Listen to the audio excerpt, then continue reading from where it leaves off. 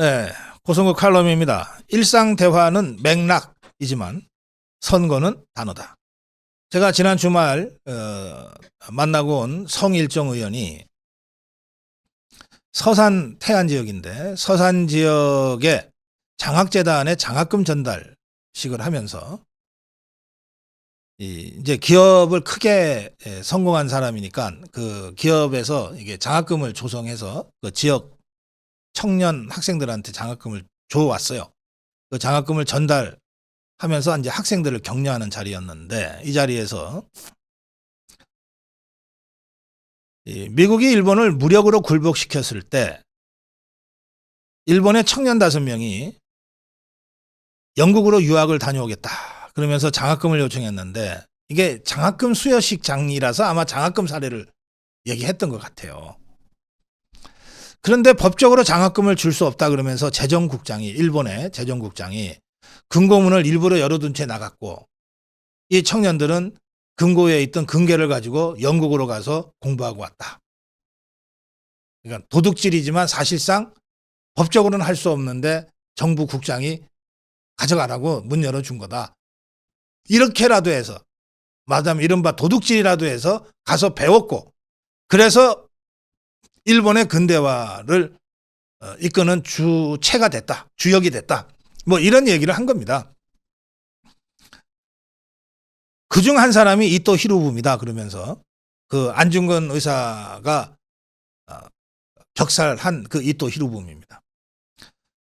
이토 히로부미가 우리 한반도에는 끔찍한 사태를 불러온 인물이고 그만큼 우리에게는 불행한 역사를 만든 사람이지만 일본에서는 이런 사람들을 어쨌든 인재로 키웠다. 그러니까 이 장학금 수여 장이라 이런 장학금과 관련된 일화를 성일정 의원이 얘기했던 것 같아요. 자, 그런데 이재명이가 잽싸게 페북에다가 올렸습니다. 이토 히로부미는 잘 키운 인재 하고 국민의힘 성일종.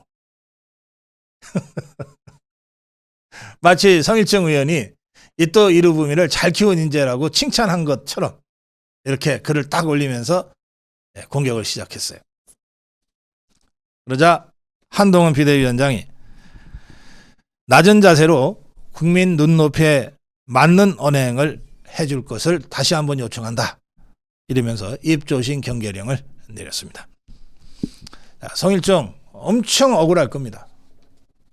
아니 내가 얘기한 맥락을 봐. 전후 맥락을 좀 봐. 내가 언제 이토 히로부미를 칭찬했어. 이렇게라도 해서 인재를 키워야 된다는 걸 강조한 거 아니야. 자, 그렇죠? 그런데 성일종이 억울한 것은 중요한 문제가 아닙니다. 성일종이 어떤 맥락에서 이토 히로부미를 얘기하게 됐는지는 제가 다 설명을 했기 때문에 이제 여러분들은 이해하실 거예요. 그러나 이재명이가 또 종북주사파가 사악하게 야 성일종이가 이토 히로부미를 칭찬했어 라고 떠들고 다니는 것이 문제인 거예요.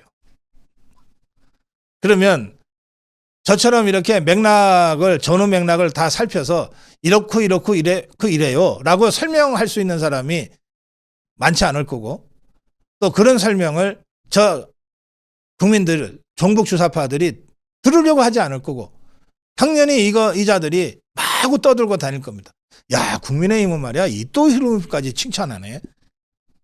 예, 이렇게 되는 거예요. 그래서 우리가 대화를 할 때는 일상적인 대화를 할 때는 맥락 속에서 우리가 이해를 합니다. 우리말에 뭐 거의 주어 생략하고 다 얘기하잖아요.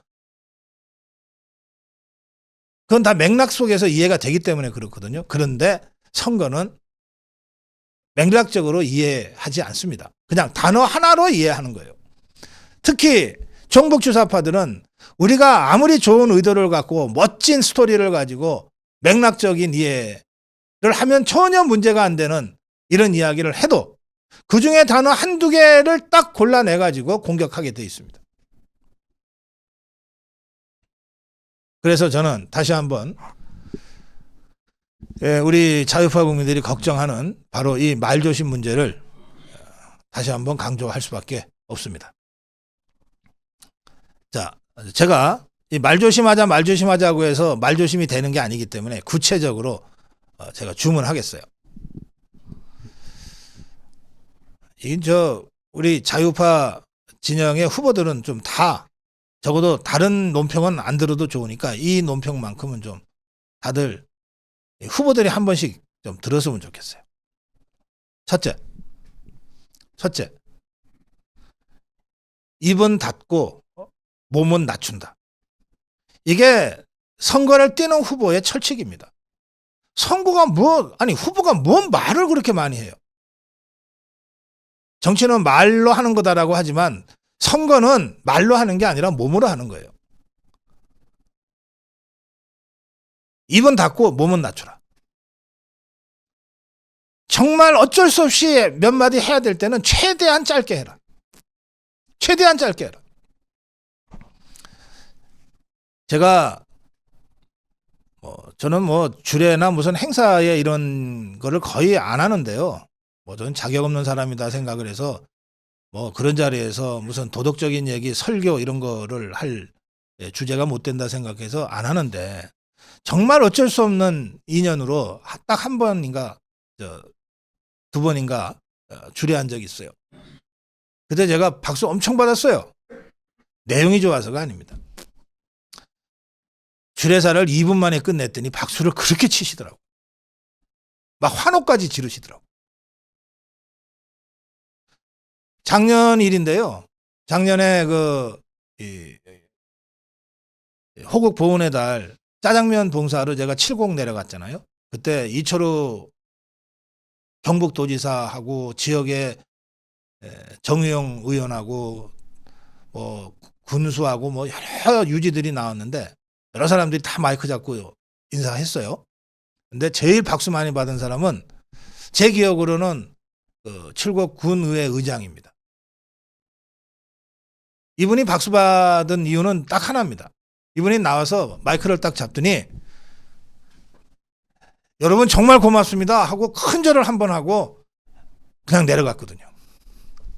박수 엄청 나오더라고요. 국민의힘 후보 여러분, 자유파 후보 여러분, 당 지도부 여러분, 제발 선거 때, 지금부터 선거 끝날 때까지는 입은 닫고 몸을 낮춥시다. 꼭 말을 해야 될 때가 있으면 그야말로 30초 이내, 1분 이내에 하세요. 그냥 여러분 고맙습니다 하고 큰절 한번 하는 걸로 다 되는 거예요. 그게 첫 번째예요. 말을 안 하면 실수가 없죠. 말을 줄이면 실수가 줄죠. 두 번째, 제발 무슨 사례니 무슨 스토리 같은 거 얘기하지 마세요. 맥락적으로 이해가 될 거라고 생각해서 일상적으로는 할 수 있는데 선거 때는 그런 사례 들어줄 사람 없어요. 사례, 스토리 이런 얘기 갖고 장황하게 떠들면 사람들 떠납니다. 그러니 그게 어떤 자리든 지금부터는 선거다 생각하고 사례, 스토리 이런 얘기 하지 마세요. 그냥 단어 몇 개만 가지고 가시라고. 셋째, 이번에 송일정 의원처럼 공격을 받으면 즉각 반박하세요. 즉각 해명하고 반박하라고. 그래야 당이 나서서 같이 싸워줘요. 예전에는 터무니없는 공격을 받으면 내가 그걸 반박을 하면 더 일이 커진다고 생각해서 그냥 무대응으로 간 적이 있어요. 그리고 실제로 무대응을 해서 터무니없는 공격을 무력화시킨 적도 있어요. 근데 지금은 SNS 시대라서 그렇게 할 수가 없어요. 무대응하면은 옳다구나 하고 더 막 기세 좋게 온통 SNS가 벌떼같이 달려들어서 완전히 기정사실화하고 사람 죽인다니까. 그러니까 공격받으면 즉각 반박하라. 그래야 당에서도 같이 싸워줄 수 있다. 마지막으로 한 가지 말씀드릴게요. 지금은 여러분들이 적어도 후보 정도 되면 방송에 나가서는 실수 안 해요. 조심하니까. 실수는 어디서 나오냐? 방송이 아니고 공식 연설이 아닌 이런 자리에서 실수가 나와요. 그런데 이런 자리도 지금 SNS 시대라는 거 모르세요? 다 방송이야. 모든 곳에 유튜브가 있는 거예요. 그러니 여러분들이 하루에 마이크를 20번 잡으면 20번 생방송한다 생각하고 마이크를 잡으라는 거예요. 20번 생방송한다 생각하고 대중 앞에 쓰라고요. 최대한 짧게. 그리고 단어 중심으로.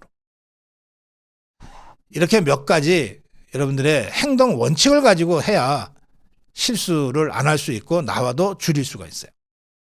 그냥 실수하자 구호만으로는 안 되는 게 이 말입니다. 그러니 제가 오늘 제시한 몇 가지 원칙을 여러분들 선거 끝날 때까지 꼭 유념하시기 바랍니다. 고성국 칼럼이었습니다.